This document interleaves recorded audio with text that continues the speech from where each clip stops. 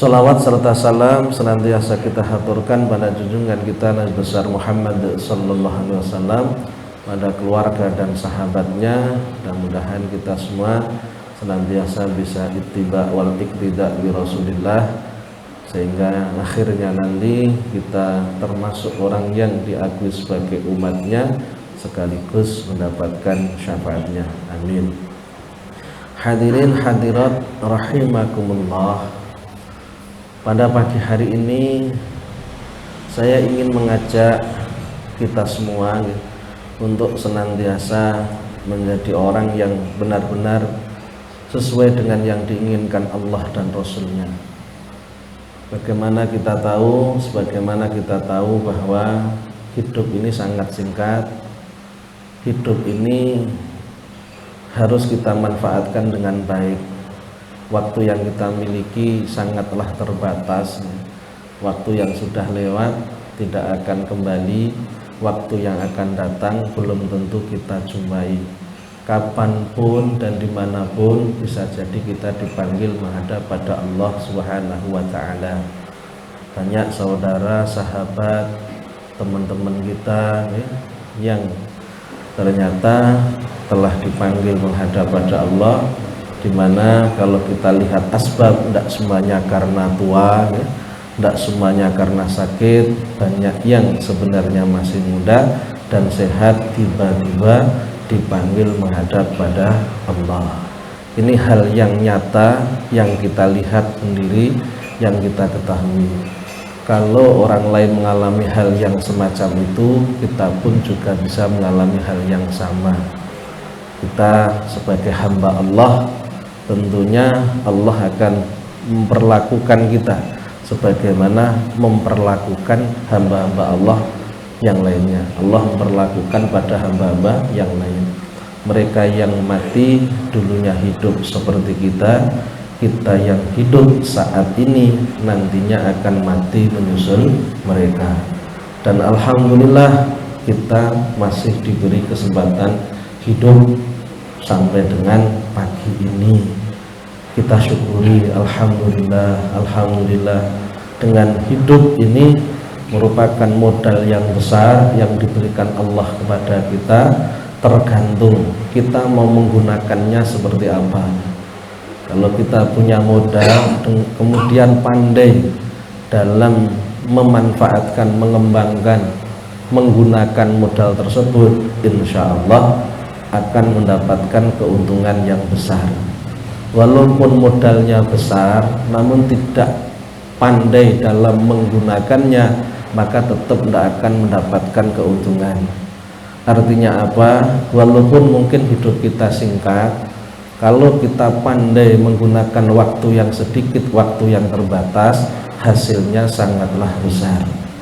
Begitu juga sebaliknya, walaupun kita diberi umur panjang oleh Allah, waktu kita banyak, namun kalau kita tidak pandai memanfaatkan, maka waktu tersebut akan sia-sia.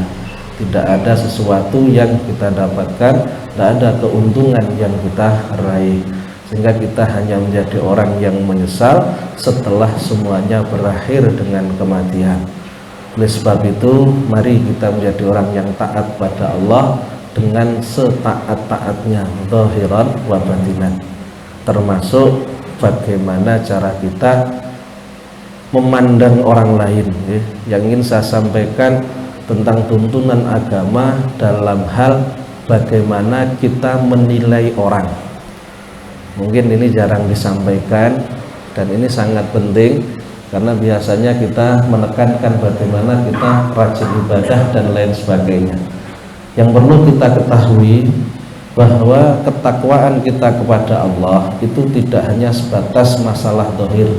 Kita juga takwa kepada Allah dalam masalah batin.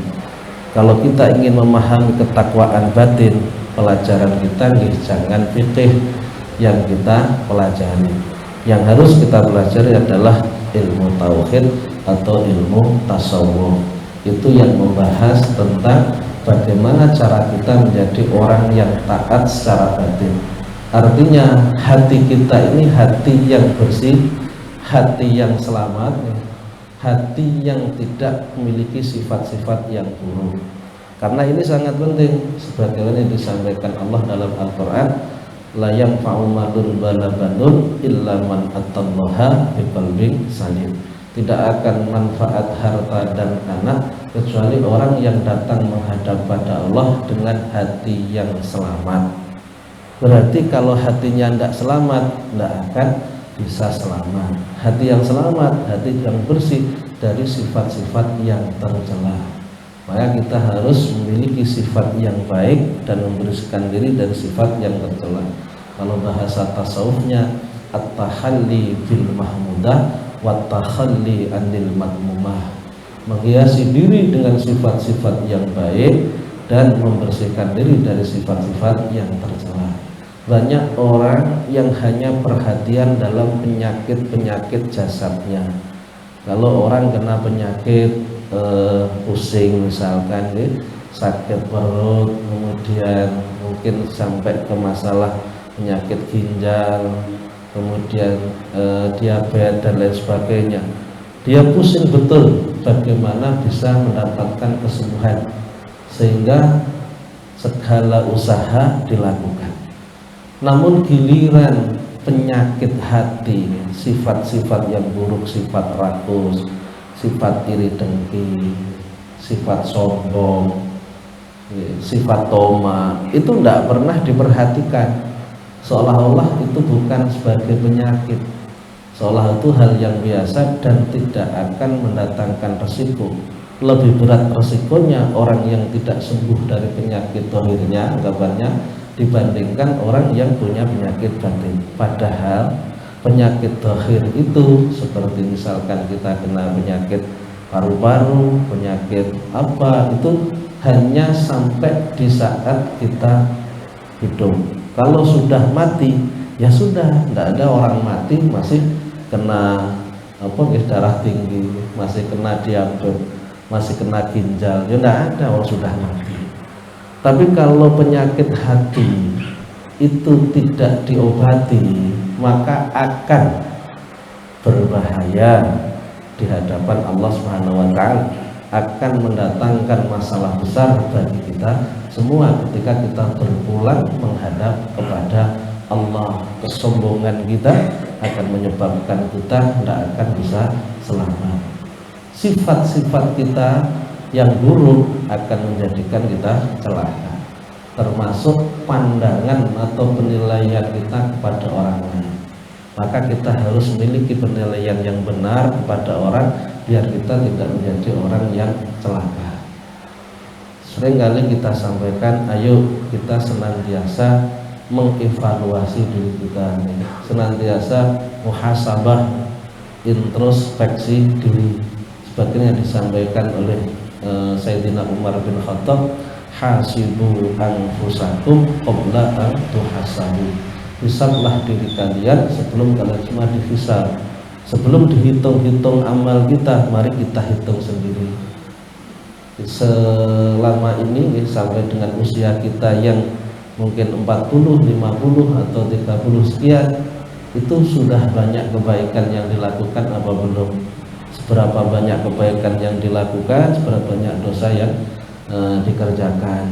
Paling enggak dalam satu hari, atau dalam satu minggu, atau dalam satu bulan, kita koreksi betul, terus kita tingkatkan.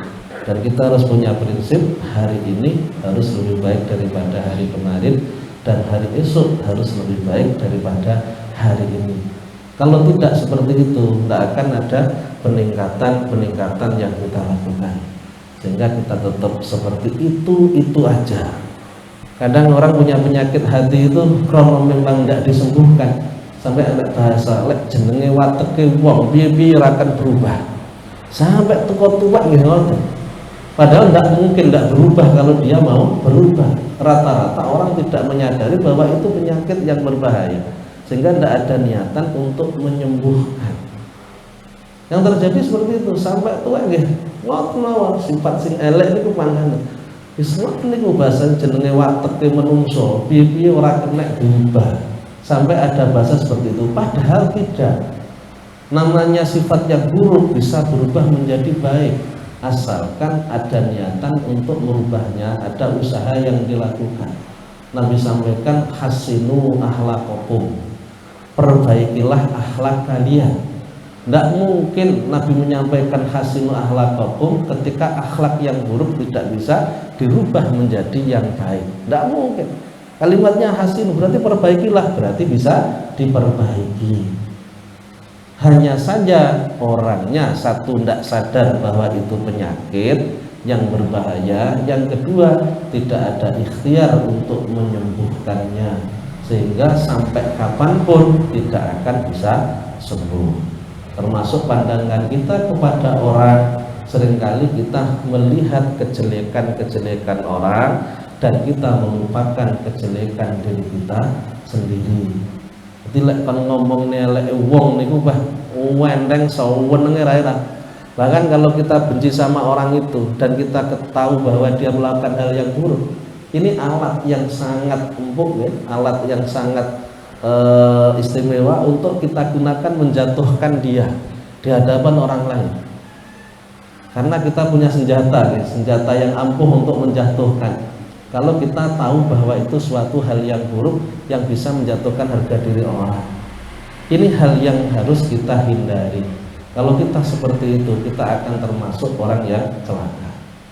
Bismillahirrahmanirrahim. Yang disampaikan oleh Ibnu Athaillah Sakandari dalam kitab Tajul Arus.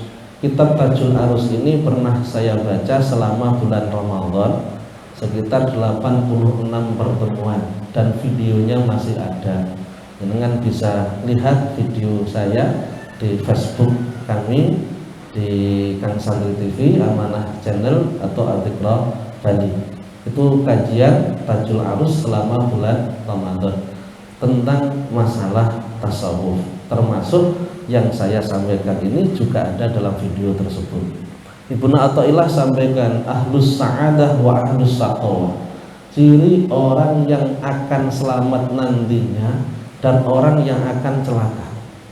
Satana baina ahlus sa'adah wa ahlus saqawah, berbeda sekali antara orang yang nantinya akan selamat dan nantinya akan celaka. Kita semua ingin selamat, tidak ingin celaka. Namun jangan sampai keinginan hanya sebatas keinginan. Keinginan harus kita wujudkan dalam perbuatan, biar keinginan selamat benar-benar bisa kita dapatkan, kita wujudkan. Kadang orang punya keinginan masuk surga, namun disuruh ibadah tidak mau. Kata Ma'ruf Al-Kharki, orang yang ingin masuk surga tidak mau menjalankan ibadah kepada Allah, itu merupakan perbuatan dosa. Kalau saya simpulkan, ngenyai tenanan yang pangeran, anggapannya orang gelem ibadah raopo wis oleh swarga. Begitu murahnya surga, kan ngoten malian.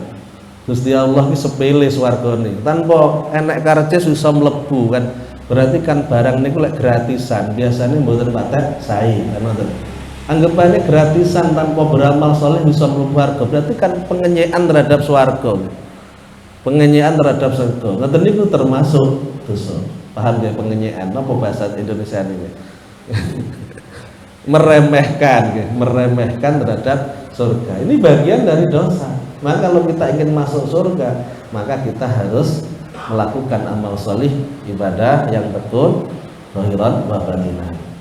Berbeda sekali antara orang yang akan selamat dan orang yang celaka. Ini dari sisi bagaimana pilihan dia kepada orang lain.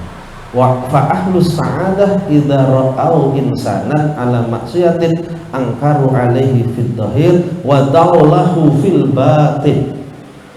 Orang yang nantinya akan selamat, orang akan masuk surga, dari sisi penilaiannya kepada orang adalah di saat dia melihat ada orang berbuat maksiat, ada orang yang judi, ada orang berzina, ada orang meninggalkan sholat, bahkan ada orang tidak menyembah kepada Allah. Maka yang dilakukan adalah angkaru alaihi fil dhahir, dia akan ingkar secara zahir. Ingkar itu artinya tidak terima dengan kemaksiatan itu dan sesuai dengan kemampuan keingkaran. Nabi sampaikan man ra'a minkum munkaran falyughayyirhu biyadihi fa illam yastati fa bilisani fa illam yastati fa biqalbi wa dzalika ad'aful iman. Kalau kamu melihat kemaksiatan, melihat kemungkaran, maka rubahlah kemungkaran tersebut. Fal yughayyirhu biyadihi, dengan tangan kalian kalau memang mampu. Masuk kemungkaran dalam rumah tangga misalkan, kok ada suatu yang maksiat dilakukan, oh ini alat-alat maksiat, akhirnya dihindarkan atau disingkirkan.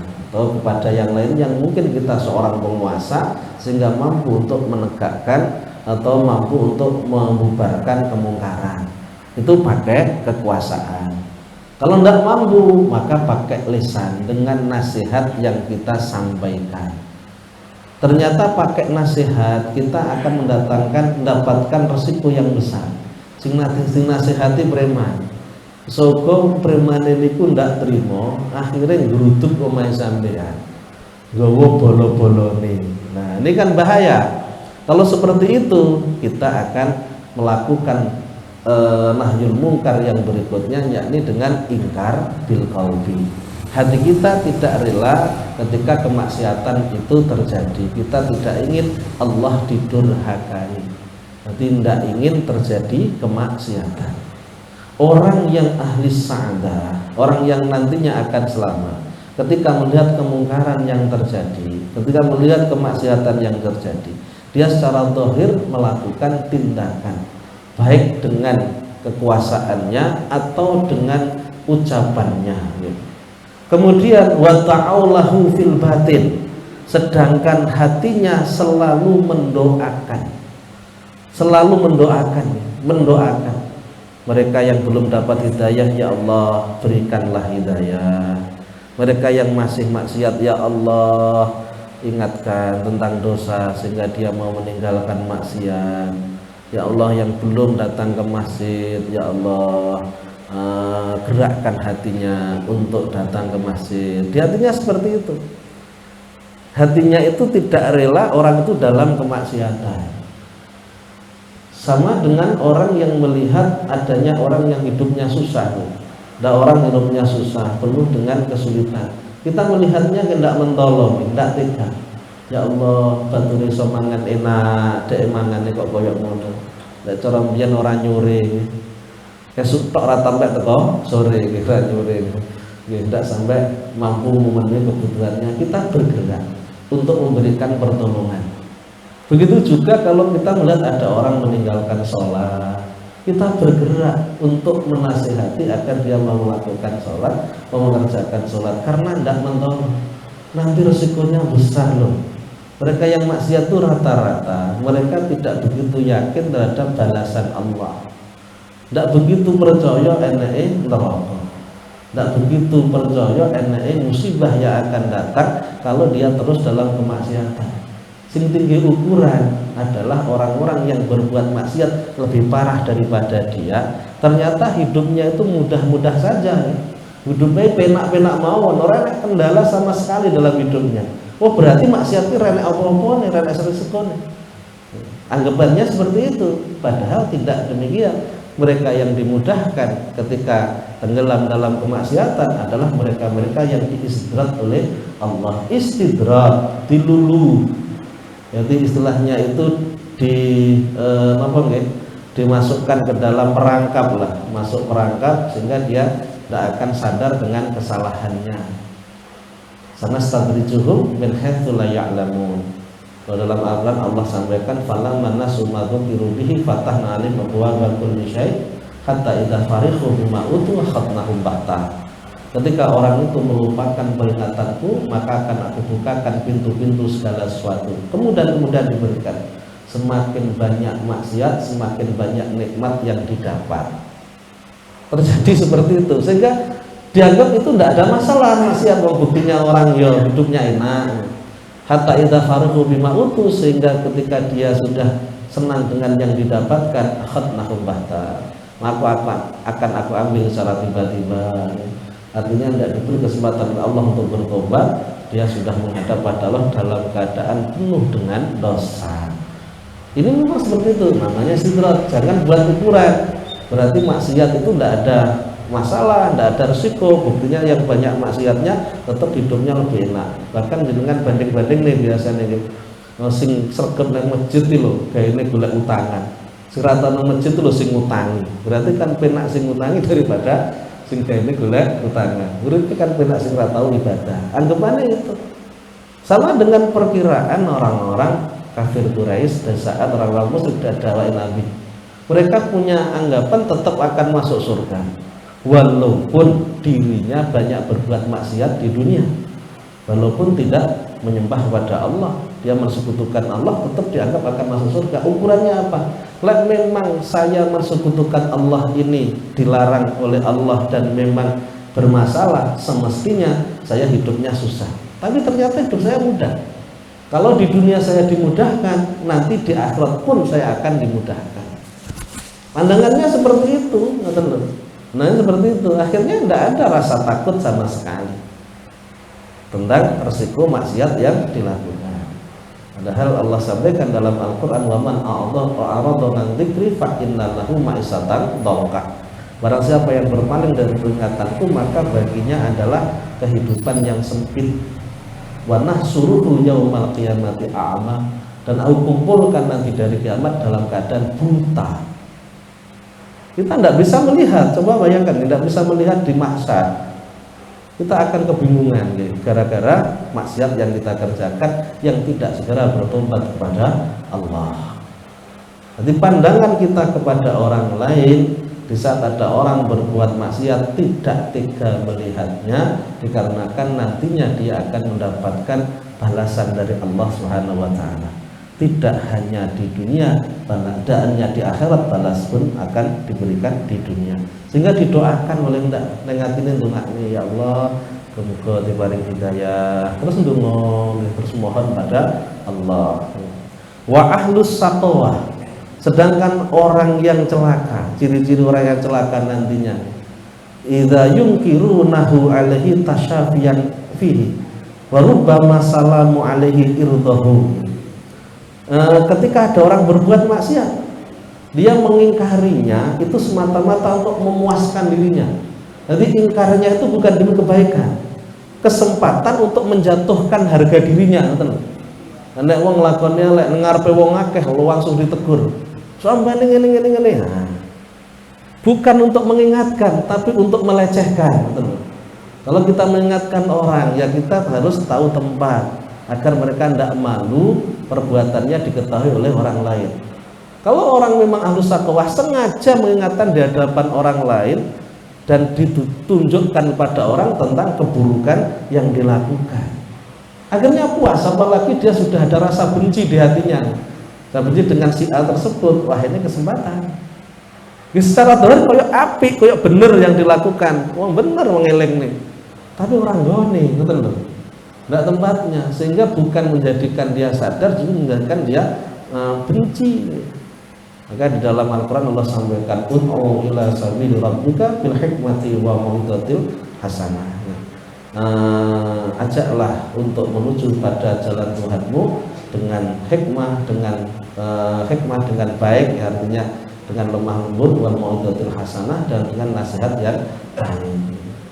Kadang-kadang bukan karena kita yang menyampaikan apa yang kita sampaikan salah, bisa jadi cara penyampaiannya, waktu dan tempatnya yang tidak tepat. Jadi seperti itu.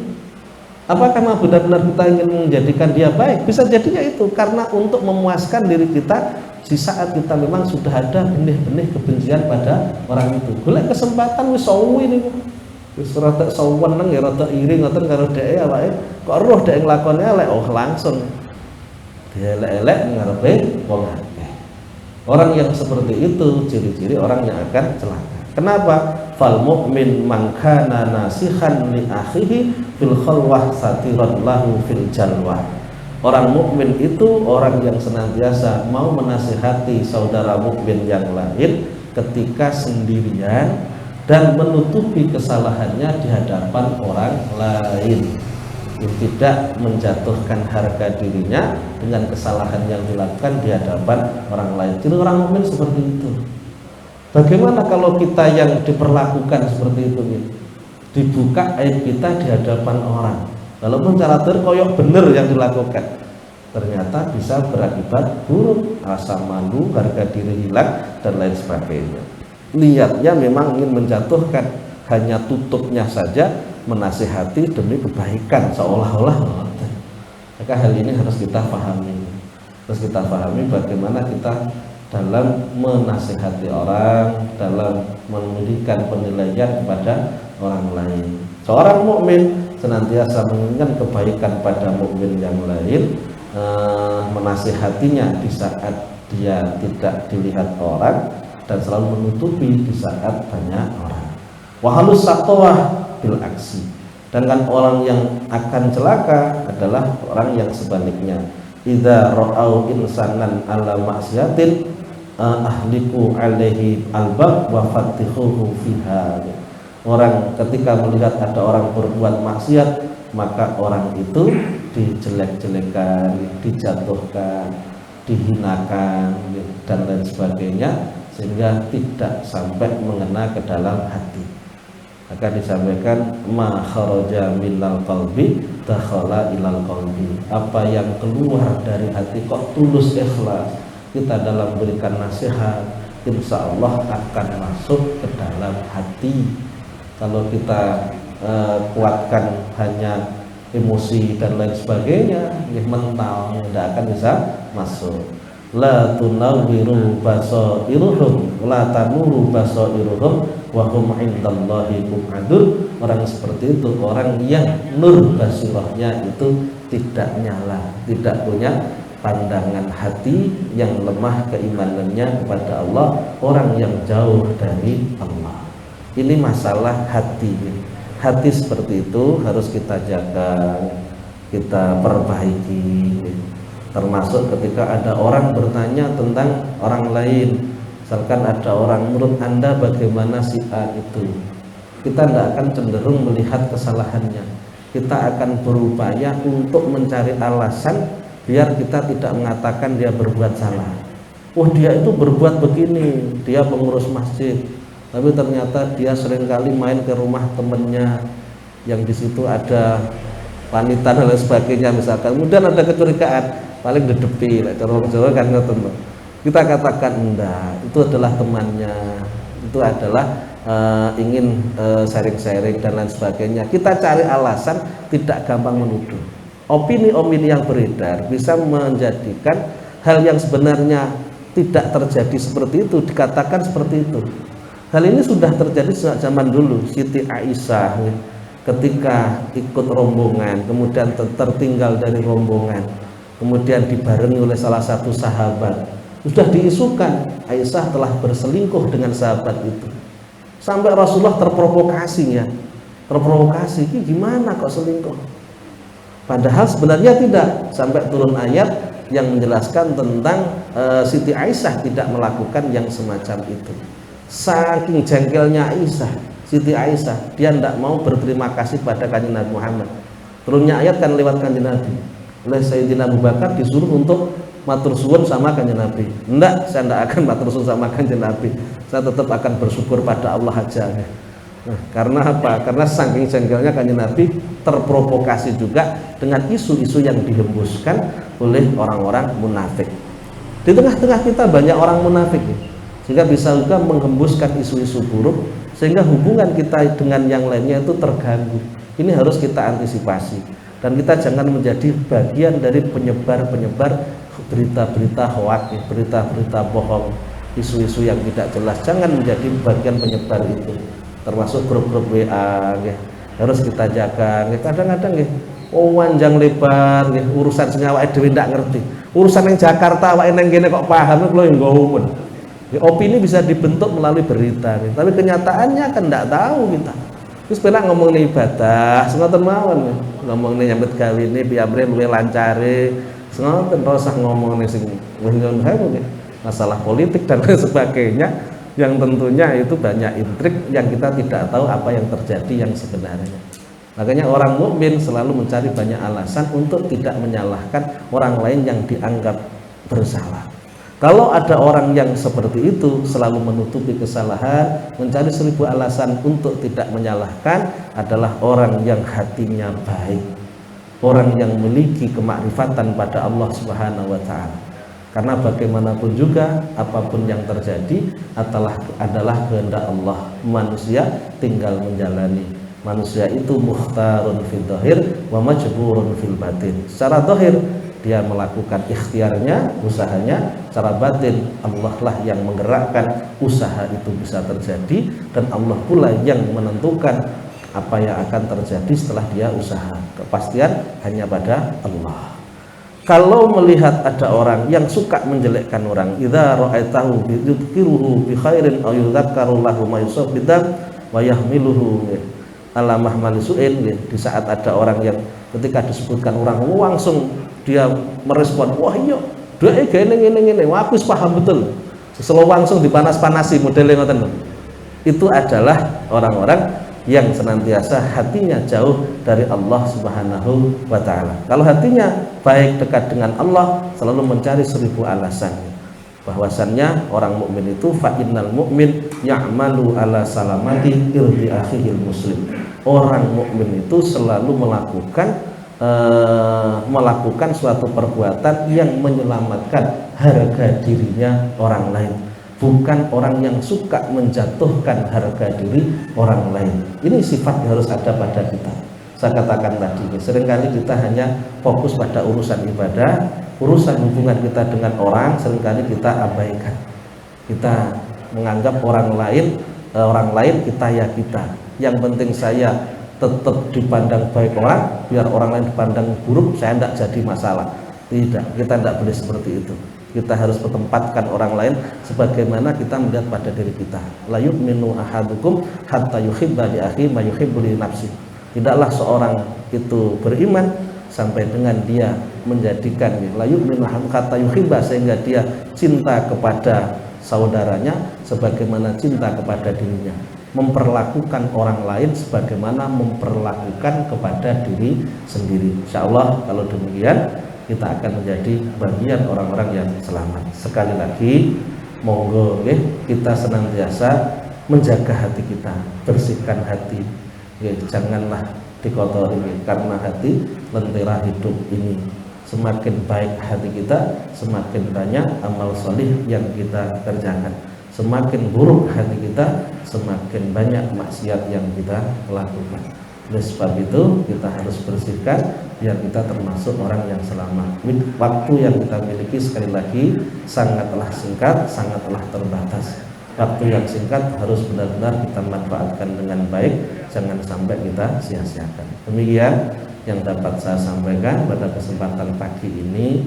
Untuk berikutnya monggo yang kiranya mau bertanya seputar materi yang saya sampaikan atau hal yang lainnya, saya persilakan.